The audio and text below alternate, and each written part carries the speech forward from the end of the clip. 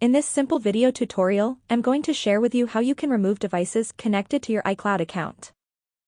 You can simply find and delete devices connected to your iCloud account in just few simple steps. To do this, log into your iCloud account on Safari. It can either be any other browser of your own choice. On iCloud.com homepage, tap right here on Manage Apple ID. On this page, tap on this arrow and select the second last option of devices. You will have to see all devices connected to your Apple ID right here. To remove any device, select the device. On this page, scroll down onto the last option of Remove from Account. The device will get deleted from your Apple ID successfully. That's how easy it is to find and remove devices from your iCloud account.